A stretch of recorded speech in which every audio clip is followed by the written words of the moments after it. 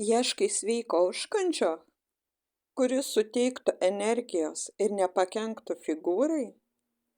Riešutai tikras gamtos lobis. Sveiki riebalai, baltymai, mineralai ir sotumo jausmas. Migdolai puikiai tinka širdžiai ir odai, turi daug vitamino E. Graikiniai riešutai yra omega 3 šaltinis, palaiko smegenų veiklą. Lazdyno riešutai turi magnio ir vitamino B6. Jie puikiai ramina nervų sistemą.